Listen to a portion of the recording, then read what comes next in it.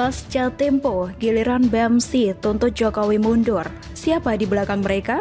Ditulis oleh Niha Alif di siwar.com. Jokowi tak hanya sukses menurunkan angka penyebaran COVID-19 dan meningkatkan vaksinasi, dirinya juga sukses menyelenggarakan PON 20 Papua di saat pandemi. Setelah menanam mangrove di Kepri dan Riau, dirinya kini mengajak para duta besar menanam mangrove di Kalimantan untuk mencegah efek perubahan iklim. Begitu sibuknya Jokowi memajukan negara hingga ada yang kelabakan dengan kinerjanya. Apa yang melatar belakangi kebencian Tempo dan mahasiswa terhadap dirinya? Siapa di belakang mereka? Sepertinya serangkaian peristiwa belakangan ini tak bisa dipisahkan satu sama lainnya. Berawal dari revisi Undang-Undang KPK yang akhirnya memojokkan novel hingga membuatnya keluar dari KPK. Berlanjut dengan penyidikan sepupunya oleh KPK terkait proyek-proyek janggal di DKI, keberanian Jokowi menggebrak orang yang didukung JK rupanya tak disukai banyak pihak, mulai dari oposisi yakni Demokrat dan PKS hingga sekutu novel yakni ICW, Tempo, dan kini BEMSI. Sekali lagi kemarahan mereka bukan lantaran kinerja buruk Jokowi, tapi justru karena keberaniannya menyikat para bajingan. Sebelumnya, 3 hari yang lalu media Tempo menuliskan rapor 2 tahun Jokowi Ma'ruf. Dilansir dari tempo.com, kelompok masyarakat menyoroti isu kebebasan sipil dan kemunduran demokrasi menjelang 2 tahun pemerintahan Presiden Joko Widodo dan Wakil Presiden Ma'ruf Amin. Pemerintahan Jokowi dinilai tak memiliki komitmen dalam menjaga kebebasan sipil. Demokrasi hanya menjadi simbol semata tapi tidak dijamin pelaksanaan kebebasannya, kata Wakil Koordinator Komisi untuk Orang Hilang dan Korban Tindak Kekerasan atau Kontras, Rifanli Anandar, pada Senin malam 18 Oktober 2021. Rifanli mengatakan kemunduran demokrasi bisa dilihat dari masifnya penanganan aksi massa dan reaktifnya aparat keamanan dalam merespon kritik, baik secara tindakan maupun lewat Undang-Undang Informasi dan Transaksi Elektronik. Penegakan hukum pun dinilai cenderung tebang pilih dan mengabaikan prinsip legalitas, nesesitas, proporsionalitas, dan akuntabilitas. Pasca pemberitaan Tempo, disusul demo dari BEMSI. Seperti dilansir dari bisnis.com, mahasiswa yang tergabung dalam Aliansi Badan Eksekutif Mahasiswa Seluruh Indonesia atau BEMSI berencana menggelar aksi unjuk rasa di Istana Negara pada Kamis 21 Oktober.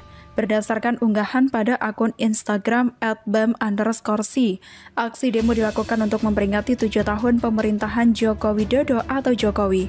7 tahun pemerintahan Jokowi ramai isu-isu yang diperbincangkan, namun ternyata tidak banyak membawa terobosan untuk mengatasi masalah-masalah yang ada di Indonesia. Sangat disayangkan lagi bahwa selama menjabat 2 periode ini semua usaha yang dilakukan oleh Jokowi tidak membawa hasil, tulis BEMSI pada Rabu 20 Oktober 2021. BEMSI mengajak seluruh mahasiswa di Indonesia untuk mengikuti aksi nasional dengan tema 7 tahun Jokowi mengkhianati rakyat.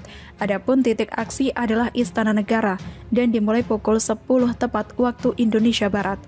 Entah Tempo dan BEMSI janjian atau bagaimana, kenapa tema yang diusung begitu persis? Padahal media lain tak ada yang membuat rapor bagi Jokowi. Kenapa yang jadi patokan BEMSI malah media tempe? Di lain sisi mereka juga seakan tutup mata akan keberhasilan Jokowi. Lihatlah pembangunan smelter di Gresik yang disebut terbesar sedunia. Kalau saja bukan Jokowi, apa sanggup menggebrak Freeport?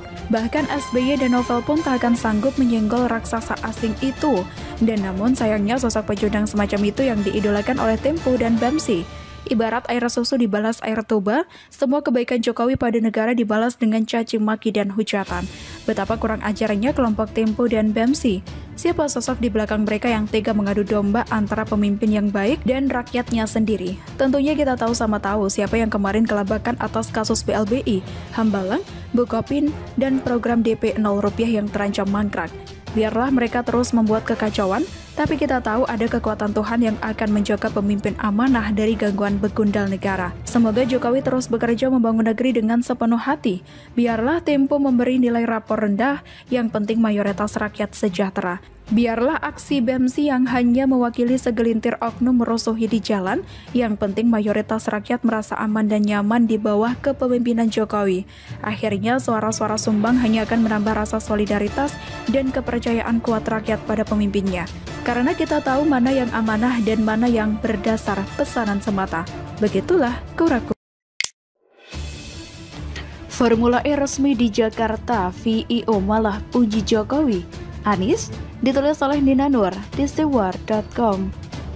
Bagai menunggu jerawat yang mau pecah, akhirnya kemarin promotor Formula E VEO atau Formula E Operation berilis resminya Jakarta menjadi tuan rumah ajang balap Formula. Ajang balap ini akan diselenggarakan pada tanggal 4 Juni 2022.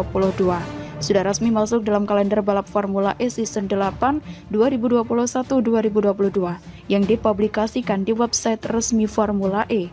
Tentu hal ini sangat menggembirakan buat Anies dan para pemujanya. Selama ini kan Anies selalu dihujat dan dikecam soal Formula E, terutama soal uang rakyat yang sudah dikeluarkan lebih dari 1 triliun rupiah, tetapi tanpa ada kepastian jadi tidaknya digelar. Bahkan, fraksi PDIP dan PSI di DPRD DKI Jakarta hendak menginterpelasi Anies, yang malah diboikot oleh 7 fraksi lainnya, PKS, Gerindra, Demokrat, PAN, Nasdem, P3, PKB, dan Golkar. Akhirnya ketujuh fraksi yang menolak interpelasi ini malah melaporkan Ketua DPRD DKI Jakarta Prasetyo Edi Marsudi, fraksi PDIP ke Badan Kehormatan DPRD DKI Jakarta dengan tuduhan maladministrasi. Tentu saja langkah ketujuh partai ini seakan mengiyakan tuduhan bahwa mereka sudah dipengaruhi oleh Anies dengan adanya acara makan malam pada akhir bulan Agustus lalu. Sementara itu, ada juga pengamat politik yang mengaitkan langkah ketujuh partai ini dengan upaya merawat suara buat pemilu 2024. Mereka ini tidak mau bikin tsunami di Jakarta. Jika sampai interpelasi itu terjadi, Anies dalam berbagai survei elektabilitas masih punya nama dan ranking yang tinggi, artinya masih punya masa pendukung. Jadi boleh dibilang ketujuh partai ini berusaha untuk tetap menjaga nama besar Anies sampai 2024, ujar As Rinaldi, pengamat politik dari Universitas Andalas. Begitulah politik ya. Memang seperti yang dianalisa berbagai pihak, ajang Formula E adalah panggung politik terbesar bagi Anies, sebuah ajang tingkat internasional untuk meningkatkan derajatnya agar bisa sejajar dengan level presiden. Namanya juga mau nyapras, sementara masa jabatan Anies hanya sampai 2022 saja. Pahamlah kita bagaimana Anies jungkir balik memastikan Formula E jadi digelar di Jakarta tahun depan. Dengan resminya VEO merilis agenda balap Formula E yang memasukkan Jakarta, maka Formula E ini akhirnya memang jadi juga digelar di Jakarta. Namun itu di pihak VEO. Sementara kenyataannya masih banyak PR yang harus disiapkan oleh pihak Jakpro dan Pemprov DKI Jakarta sebagai penyelenggara di Jakarta. Selain masih menghadapi interpelasi, masih ada soal lokasi yang belum jelas dan juga belum disiapkan. Bahkan studi kelayakan pun masih belum direvisi, seperti yang diminta oleh BPK dan ditagih terus oleh DPRD DKI Jakarta. Jadi gimana itu? Sisa waktu hanya tinggal sekitar 7,5 bulan lagi. Jauh sekali dengan kondisi Mandalika yang sirkuitnya sudah bisa dipakai. Mana Jakarta kan sudah dikenal dengan kemacetannya. Bikin sirkuit yang memakai jalan umum pasti akan mengundang kemacetan yang luar biasa. Bola, ada satu hal yang secara politis menarik ketika VEO mengumumkan resminya Jakarta masuk dalam agenda Formula E. Pengumuman ini disampaikan lewat video oleh Alberto Longo, petinggi VEO. Video ini dibagikan khusus untuk penggemar olahraga otomotif di Indonesia, semacam press release. Memang nama Anies disebut oleh Longo saat memberikan ucapan selamat, bahwa dengan adanya Formula E ini, Anies mengirimkan pesan bahwa menggeser kendaraan pribadi dengan transportasi umum dan mempromosikan penggunaan mobil listrik, merupakan satu dari beberapa langkah yang akan ditempuh untuk mewujudkan udara yang bersih. Namun, yang dipuji oleh Longo justru Presiden Jokowi.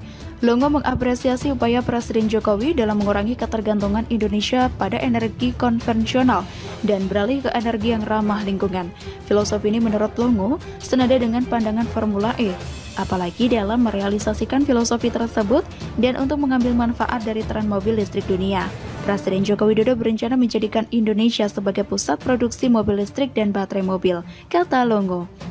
Longo sangat memahami bahwa gelaran Formula E di ibu kota negara tidak bisa hanya berdasarkan pada omongan Anies, bahwa omongan Anies itu masih mengandung ketidakpastian. Jangan-jangan Alberto Longo tahu soal lokasi yang belum pasti dan studi kelayakan yang belum direvisi. Oleh sebab itu Longo memasukkan pujian buat Presiden Jokowi, seakan minta jaminan dari orang yang pangkatnya lebih tinggi dari Anies. Mungkin Longo juga tahu soal sirkuit Mandalika yang memang proyeknya pemerintah pusat dan progresnya terjamin pasti bagus. Sementara Formula E, polemiknya sih pasti dan banyak, sedangkan soal sirkuit dan perintilannya masih belum jelas kan? Jangan-jangan nanti Formula E malah jadi panggungnya Presiden Jokowi. Selalu dia